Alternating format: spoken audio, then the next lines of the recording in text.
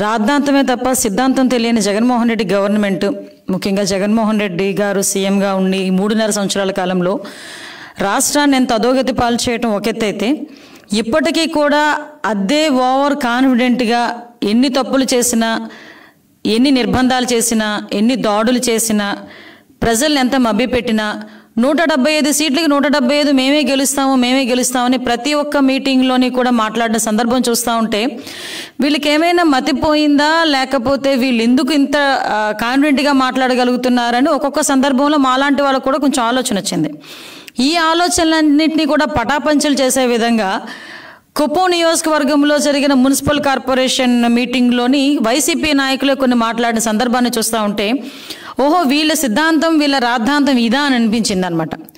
ఓవరాల్గా సాధారణంగా same Jaganmohan Reddy last month I think so 6వ నెల 8వ తారీఖున అనుకుంటా జూన్ నెలలోని కుప్పానికి వెళ్ళి కుప్పంలోనేమో ఎలక్షన్ గురించి మాట్లాడతానని చెప్పి కుప్పంలో వైఎస్ఆర్సీపీ నాయకుల తాలూకా సెలక్షన్ చేసి ఓవరాల్గా వైఎస్ఆర్సీపీ నాయకులను బలోపేతం చేద్దామని చెప్పి కుప్పం నియోజకవర్గంలో నేనే ఏదో అభివృద్ధి చేశాను, చంద్రబాబు నాయుడు గారు ఎట్టి పరిస్థితుల్లో అభివృద్ధి చేయలేదు, కాబట్టి కుప్పం నియోజకవర్గంలో టీడీపీ ఓడిపోయి వైఎస్ఆర్సీపీ గెలవాలి అని చెప్పి అక్కడ ఉన్న నాయకులకి సెలెక్ట్ చేసి టార్గెట్లు పెట్టి అక్కడ కొంత రాద్ధాంతం సృష్టించి ఆటోమేటిక్గా వచ్చి జగన్మోహన్ రెడ్డి వచ్చి తాడేపల్లి కొంపలో యాజ్ యూజువల్ కూర్చున్నాడు.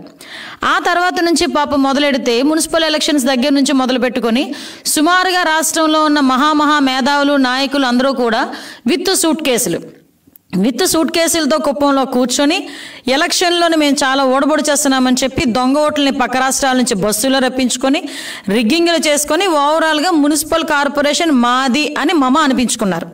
సో ఈ తతంగంలో కాకపోతే డబ్బులు ఖర్చు పెట్టుకున్న వాడికి ఎంతైనా కొంచెం మంట ఉంటుంది లోపల. ఆ మంట కొద్ది ఏమైందంటే ఈ మధ్యకాలంలోని కుప్పంలో మున్సిపల్ కార్పొరేషన్ ఒక మీటింగ్ జరిగితే కార్పొరేటర్ తాలూకా భర్త అతను కూడా కార్పొరేటర్ కూడా కాదు, నాకు తెలిసి మహిళలకి పెద్దపీట వేస్తున్నామని చెప్పి ప్రగల్భాలు పలికే జగన్మోహన్ రెడ్డి కుప్పం నియోజకవర్గంలో మున్సిపాలిటీకి సంబంధించిన అఫీషియల్ మీటింగ్లో కార్పొరేటర్ కాకుండా కార్పొరేటర్ భర్త గారు లోపలికి వెళ్ళి పాపం తన అక్కసంతా వెలగెక్కాడు. ఆయన నోట్లోంచి ఎన్నికల్లో ఒక్కొక్క ఓటుకు 5,000 ఇచ్చాం, మీరు మర్చిపోయి మాట్లాడొద్దు, మాకు ఈ రోజు వరకు కూడా జరిగిన వర్కులకి బిల్లులు రాలేదు. ఇదే మాట సాక్షాత్తు అక్కడ ఉన్న municipal I think vice chairman అనుకుంటా, ఆయన కూడా ఇదే రకంగా మేము 5,000 ఇచ్చాము, డబ్బులు 5,000 ఇచ్చాము, కానీ ఇప్పటి వరకు కూడా మాకు ఎటువంటి బిల్లులు రాలేదని సాక్షాత్తు మీటింగ్లో ప్రెస్ అందరూ ఉంటుండగానే మాట్లాడే పరిస్థితి వచ్చిందంటే దీని మీద ఎలక్షన్ కమిషన్ ఎంత మేరకు చర్యలు తీసుకోవాలో ఒక్కసారి ప్రజలు కూడా ఆలోచించుకోవాలి.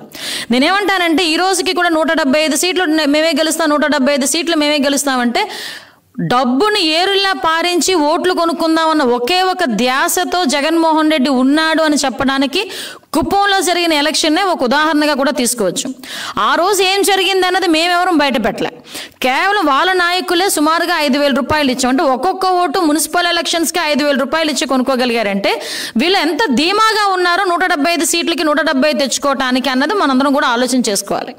ఎందుకు ఈ మాట మేము మాట్లాడగలుగుతున్నామంటే ఇంతవరకు ప్రజలు ఏమనుకున్నారంటే మేము ఒక చెట్టు నీడనున్నాం అనుకున్నారు. ఎప్పుడు ఒక్క ఛాన్స్ అని చెప్పి వాళ్ళు మాట్లాడే సందర్భం, కానీ ఒక్క ఛాన్స్ ఇస్తే కనుక నేను ఈ రాష్ట్రాన్ని ఏదో చేసేస్తానని చెప్పి తలల్ని నిమిరి బొగ్గలు నొక్కి బొగ్గల మీద ముద్దులు పెట్టి ఓవరాల్గా ఏదో సంథింగ్ ఆయన కింద మీద పడి సీఎం కుర్చీలో కూర్చుంటే నిజంగా అది ఒక పెద్ద చెట్టు నీడేమో అనుకున్నారు.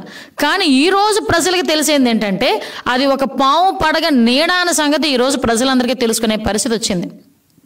ఎప్పటికైనా జగన్మోహన్ రెడ్డి లాంటి వాడిని కనుక మనం రాజకీయంగా అతని కనుక మనం ప్రోత్సాహం ఇస్తే అన్న పదం గుర్తొస్తేనే సామాన్యమైన ప్రజల నోట్లోంచి వచ్చే మాట ఏంటంటే ఒక విషపు నాగుకి పాలు పెట్టి పోషించినట్టే జగన్మోహన్ రెడ్డిని కనుక రాజకీయంగా మనం ఉండనిస్తే అన్న పదం ఈరోజు ప్రజల నోట్లోంచి వచ్చింది.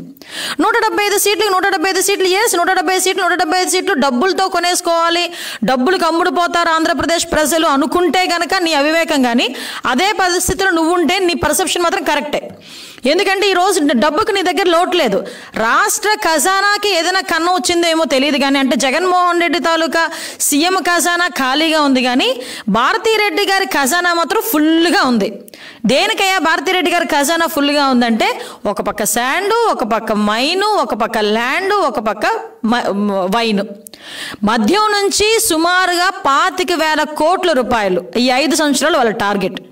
₹25,000 కోట్ల ఓన్లీ మద్యం నుంచి, అది జే బ్రాండ్స్ నుంచి. దేశంలో ఎక్కడా కూడా దొరకని బ్రాండ్స్ కేవలం ఆంధ్రప్రదేశ్లో మాత్రమే దొరుకుతాయి. అవి తాగడం బట్టి లివర్ మీద కవర్ కూడా పోతుందని చెప్పి తాగిన వాళ్ళందరూ కూడా మొరపెట్టుకుంటున్నారు. తాలిబొట్లు తెగిపోయిన ఆడాలందరూ కూడా ఏడుస్తున్నారు.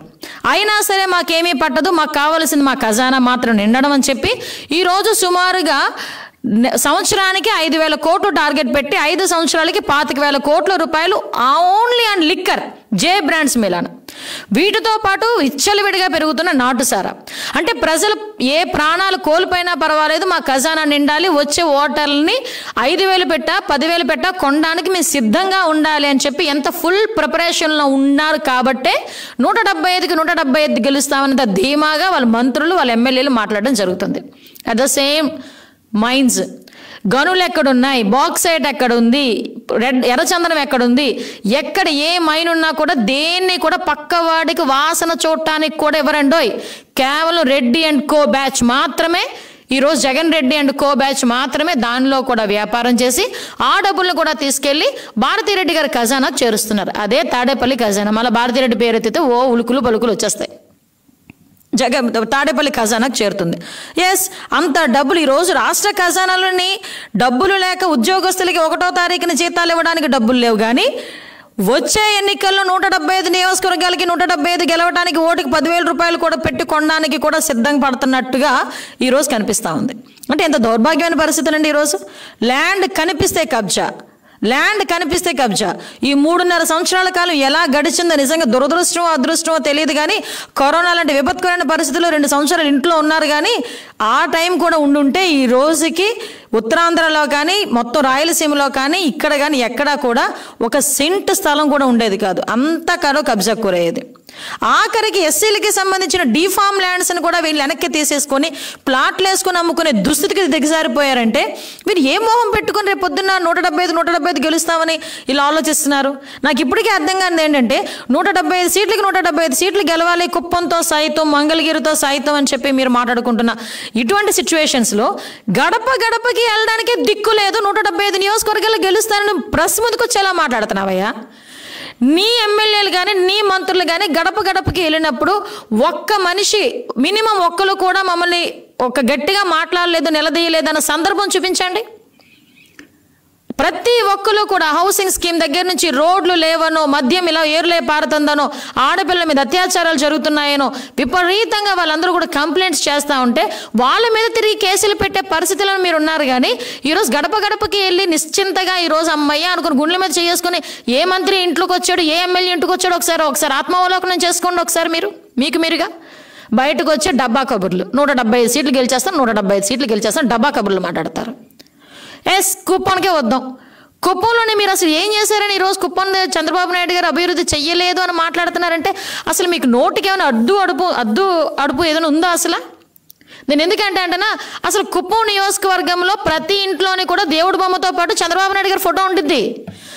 వైఎస్ఆర్సీపీ జెండా ఎగరేసిన ఇళ్లలో కూడా చంద్రబాబు నాయుడు గారి ఫోటో లేకపోతే అడగండి ఒకసారి వెళ్ళి. అది చంద్రబాబు నాయుడు గారు కుప్పం నియోజకవర్గం చేసిన అభివృద్ధి. ఆయన అక్కడికి వెళ్ళి కూర్చోక్కర్లే.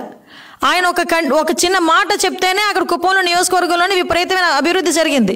అక్కడ మెడికల్ కాలేజీలు కానీ ద్రవిడ విశ్వవిద్యాలయం కానీ ఎలా చెప్పుకుంటూ పోతే కుప్పానికంటూ ఏదైనా జరిగింది అనుకుంటే చంద్రబాబు నాయుడు గారి హయాంలో జరిగింది. ఈ రోజు బయటకు వచ్చిందండి. మొన్న ఎవరో మాట్లాడుతున్నారు, ఈ మన జబర్దస్త్ యాక్టర్స్ వాళ్ళు బయటకు వచ్చి మాట్లాడుతున్నారు, కుప్పాన్ని మున్సిపాలిటీ చేసాడు. ఏం మున్సిపాలిటీ? అందులో ఏదో పరిపాలనా విధానంలో ఒక మున్సిపాలిటీ యాడ్ అయితే దాన్ని పట్టుకొని కుప్పాన్ని అభివృద్ధి చేశానంటావేంటి? కుప్పానికి ఈరోజు ఏ పరిశ్రమ తీసుకొచ్చావు? కుప్పానికి ఏం చేసావు ఈరోజు?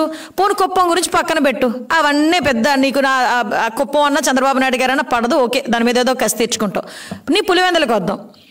ఈ పులివెందల్లో ఒక పరిశ్రమ ఏదైనా తీసుకొచ్చు, యురేనియం పరిశ్రమ మాత్రం తీసుకొచ్చు. నీ కాంట్రాక్టుల గురించి, నీ తాలూకా లాలూచి గురించి, నీ తాలూకా కమిషన్ల గురించి యురేనియం ఫ్యాక్టరీ తీసుకొచ్చి అక్కడ ఉన్న వాళ్ళందరికీ కనీసం పిల్లలు కూడా పుట్టకుండా నీళ్లు కూడా తాగలేని పరిస్థితుల్లో నీ పులివెందల ప్రజలందరినీ కూడా పడుకోబెట్టేశావు.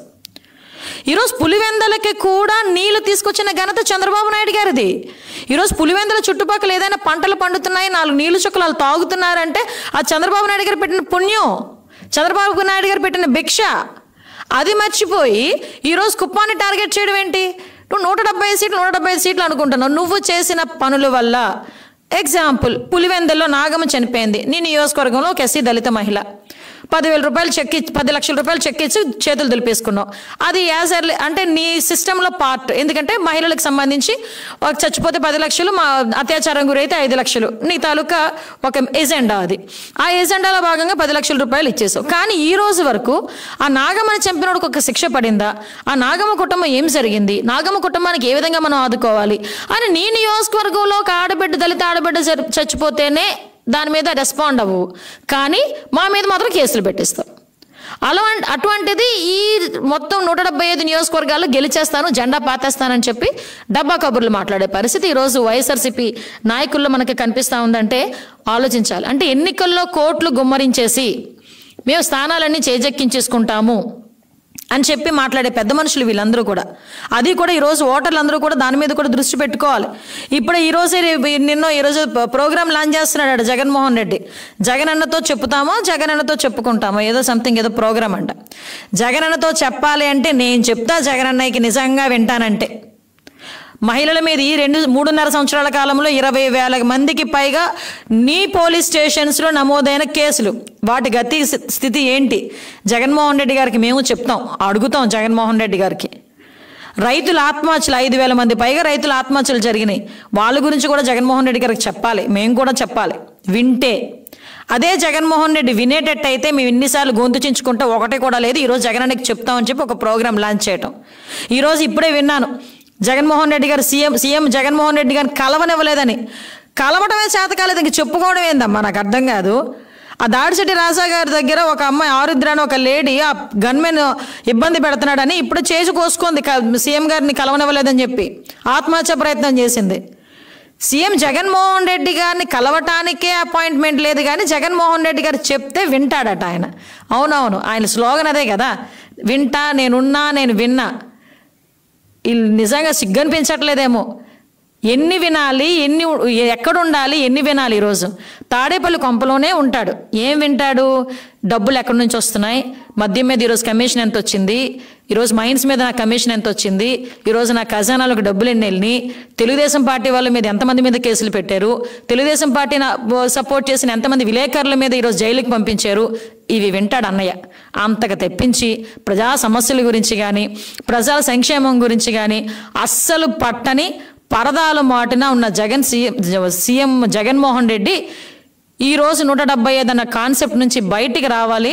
ముఖ్యంగా ఒకటే చెప్తున్నా, పులివెందుల పీఠం కదలకుండా ఉండడానికి ట్రై చేసుకోవాలి. ఈసారి జగన్మోహన్ రెడ్డి ట్రై చేయాలి. ఎందుకంటే జగన్మోహన్ రెడ్డి తాలూకా అవినీతి సెగ రాష్ట్రంలో అన్ని నియోజకవర్గాలకి తగిలింది, ఇంక్లూడింగ్ పులివెందుల. కాబట్టి మేము ఒకటే హెచ్చరిస్తున్నాం, మీరు ఏదైతే డబ్బులు పెట్టి 175 సీట్లని కొనుక్కొని మా దగ్గర బోల్డ్ ఖజానా ఉంది, ఆ ఖజానా పెట్టి రోటికి 10,000 అయినా పెట్టి కొంటాము అన్న కాన్సెప్ట్లో ఉన్న వాళ్ళకి ఒకటే హెచ్చరిస్తున్నా, ఆంధ్రప్రదేశ్ ప్రజలు అంత తెలివి తక్కువ వాళ్ళేం కాదు.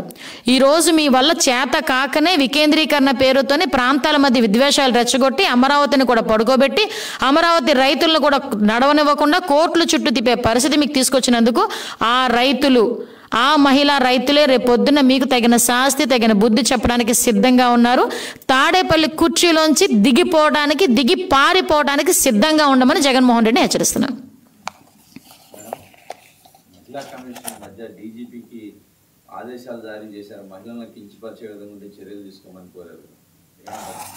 అంటే విషయం ఏంటంటేనండి, ఏదో దొంగ అని పరిగెట్టినట్టుంది ఆవిడ అలా మాట్లాడుతూ ఉంటే.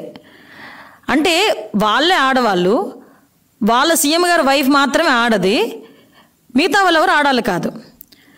ఆ రోజు విషయం ఏంటంటే, సాక్షాత్తు దిశ పోలీస్ స్టేషన్ ఓపెనింగ్ రోజు ఆదిరెడ్డి భవానీ ఎమ్మెల్యే తను ఫస్ట్ కేసు ఇచ్చింది అక్కడ సోషల్ మీడియాలో నన్ను ఇలా అబ్యూస్ చేస్తున్నారని. ఇదే అమరావతి రైతుల మీద విపరీతంగా ట్రోల్స్ చేసి వాళ్ళు కట్టుకున్న చీరలు, వాళ్ళు పెట్టుకున్న బొట్టు, వాళ్ళు వేసుకున్న జడ దగ్గర నుంచి ప్రతిదాన్ని కూడా అతి నీచంగా కామెంట్ చేశారు. అతి నీచమైన కామెంట్ ఆ దేవేందర్ రెడ్డి అన్న ఈడియటే, వాళ్ళ సోషల్ మీడియా కోఆర్డినేటరే ఒక ఈడియట్ ఒక పదం ఉపయోగించాడు. అమరావతి రైతుల పాదయాత్రలోకి వెళ్ళి తిరిగి వచ్చిన తర్వాత వాళ్ళకి గర్భం వస్తుందని చెప్పి మాట్లాడాడు. రైట్ రాయల్గా అదే సేమ్ వాడు ఫేస్బుక్ దాని మీద. నీకేమైనా దమ్ము ఉంటే, ఆడదానిగా పుట్టుంటే, మహిళా కమిషన్ పరిస్థితి నుంచి ఏదైనా ఆడవాళ్ళకి మంచి చేయాలి అనుకుంటే ఈడి మీద కూడా వెళ్ళి డీసీపీకి కంప్లైంట్ చేయమనండి. బ్రాహ్మణి గారి గురించి తప్పుడుగా మాట్లాడతారు, భువనేశ్వరి గారి గురించి తప్పుడుగా మాట్లాడతారు, మా గురించి తప్పుడుగా మాట్లాడతారు, ఆఖరికి మహిళా రైతుల గురించి కూడా నోటుకొచ్చినట్టు మాట్లాడుతూ సోషల్ మీడియాలో మాట్లాడుతున్నారని మేము వెళ్ళి మహిళా కమిషన్కి కంప్లైంట్ చేస్తే ఈ రోజు వరకు వాళ్ళ మీద అతిగతి లేదు. ఈవిడ గురించి ఎవరో మాట్లాడారని చెప్పి ఆల్ ఆఫ్ సడన్ డీసీపీ దగ్గరికి వెళ్ళిపోద్ది. భారతిరెడ్డి గారి గురించి సోషల్ మీడియాలో ఎవరెవరితో మాట్లాడారని సంగతి తెలిసి డీసీపీ గారి దగ్గరికి వెళ్ళి కంప్లైంట్ ఇస్తారు. మరి మేమందరం ఆడాలని కాదా? మా అందరికీ మహిళా కమిషన్ కాదా? ఓన్లీ వైసీపీ జగన్ కమిషన్ అదేమేనా? ఎస్, మాకు బాధ ఉంది. ఈరోజు నోటీసులు ఇస్తున్నామని చెప్పింది మహిళా కమిషన్. ఎవరికి నోటీసులు ఇచ్చింది? ఈరోజు పోలీసులు కూడా, మొన్న నేనే ఉన్నానండి, రోడ్డు మీద నడుచుకెళ్తున్నాను, నా పార్టీ ఆఫీస్కి నడుచుకెళ్తున్నా. నా పార్టీ ఆఫీస్కి నేను రోడ్డు మీద, నన్ను కారు ఎక్కొద్దన్నాడు, రోడ్డు మీద నడుచుకెళ్తున్నా. బలవంతంగా పోలీసులతో జీపులో వేసి పోలీస్ స్టేషన్ కూడా తీసుకెళ్ళా. నన్ను ఒక కళ్యాణ మండపంలో పెట్టారు ఉదయం 9 గంటల నుంచి రాత్రి 9 గంటల వరకు. మరి మహిళా కమిషన్ స్పందించాలి కదా, ఆ పోలీస్కి నోటీస్ ఇవ్వాలి కదా. వాళ్ళైతే ఆడవాళ్ళు, మేమైతే కాదా? నేను మళ్ళీ చెప్తున్నా, అది మహిళా కమిషన్ కాదండి, అది జగన్ కమిషన్. జగన్ గురించి, జగన్ భార్య గురించి ఏమైనా మాట్లాడితేనే అక్కడి నుంచి స్పందన వస్తుంది, లేకపోతే స్పందన రాదు.